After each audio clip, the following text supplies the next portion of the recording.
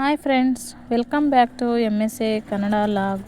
ನಾವಿವತ್ತು ನಮ್ಮ ಮನೇಲಿ ನಾವು ಯಾವ ಥರ ತುಪ್ಪ ಕಾಯಿಸ್ತಾ ಇದ್ದೀವಿ ಅಂತ, ಮರಳಿಗಿರುವ ತುಪ್ಪವನ್ನು ಯಾವ ಥರ ಕಾಯಿಸ್ತಾ ಇದ್ದೀವಿ ಅಂತ ನೋಡೋಣ ಬನ್ನಿ. ಈ ವಿಡಿಯೋ ಶುರು ಮಾಡೋದಕ್ಕೂ ಮುಂಚೆ ಯಾರಾದರೂ ಫಸ್ಟ್ ನನ್ನ ಚಾನಲ್ನ ವಿಸಿಟ್ ಮಾಡ್ತಾಯಿದ್ರೆ ಪ್ಲೀಸ್ ನನ್ನ ಚಾನಲ್ನ ಸಬ್ಸ್ಕ್ರೈಬ್ ಮಾಡ್ಕೊಳ್ಳಿ.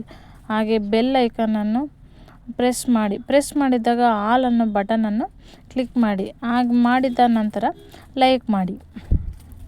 ಮೊದಲಿಗೆ ಒಂದು ಪಾತ್ರೆಗೆ ಬೆಣ್ಣೆನ ಕರೆಸ್ಕೊಂಡು ಈ ಥರ ಕುದಿಯೋಕ್ಕೆ ಇಟ್ಟಿದ್ದೀವಿ. ಅದಕ್ಕೆ 3ರಿಂದ 4 ಒಣಮೆಣ್ಸಿಕಾಯಿನ ಹಾಕ್ಕೊತಾ ಇದ್ದೀವಿ.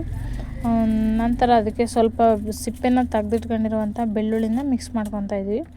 ಬೆಳ್ಳುಳ್ಳಿ ಇಷ್ಟ ಇರೋರು ಇನ್ನೂ ತುಂಬ ಬೆಳ್ಳುಳ್ಳಿನ ಹಾಕ್ಕೋಬೋದು, ಟೇಸ್ಟ್ ಚೆನ್ನಾಗಿರುತ್ತೆ. ನಂತರ ಮಧ್ಯಾಹ್ನಕ್ಕೆ ಊಟಕ್ಕೆ ಅಂತ ಹೇಳ್ಬಿಟ್ಟು ಒಂದು ಸೈಡ್ ಚಪಾತಿನ ರೆಡಿ ಮಾಡ್ಕೊತಾ ಇದ್ವಿ. ಅದ್ರ ಜೊತೆಗೆ ಸ್ವಲ್ಪ ಚಟ್ನಿ ಪುಡಿನೂ ಕೂಡ ರೆಡಿ ಮಾಡ್ಕೊತಾ ಇದ್ವಿ.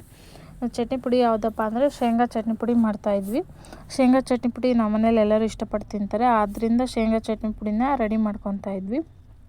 ನಂತರ ತುಪ್ಪ ಏನು ಮಾಡೋಕ್ಕಿಟ್ಟಿದ್ವಲ್ಲ ಆ ತುಪ್ಪಕ್ಕೆ ನಾವು ಏನೇನು ತೊಗೊಂಡಿದ್ವಿ ಅಂದರೆ ಅರಿಶಿಣದ ಎಲೆ, ಸ್ವಲ್ಪ ಒಂದು ವೀಳ್ಯದೆಲೆ, ಸ್ವಲ್ಪ ಕರಿಬೇವು ತೊಗೊಂಡಿದ್ವಿ.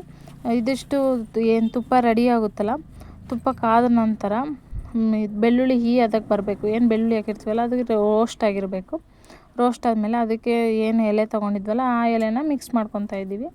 ಮಿಕ್ಸ್ ಮಾಡಿದ ನಂತರ ನೋಡಿ ಅದು ಈ ಥರ ಕುದಿ ಬರಬೇಕು. ಕುದ್ಮೇಲೆ ಈ ತುಪ್ಪ ಈ ಥರ ರೆಡಿಯಾಗುತ್ತೆ. ಈ ವಿಡಿಯೋ ಇಷ್ಟ ಆದಲ್ಲಿ ಲೈಕ್ ಮಾಡಿ, ಶೇರ್ ಮಾಡಿ, ಸಬ್ಸ್ಕ್ರೈಬ್ ಮಾಡ್ಕೊಳ್ಳಿ. Thank you.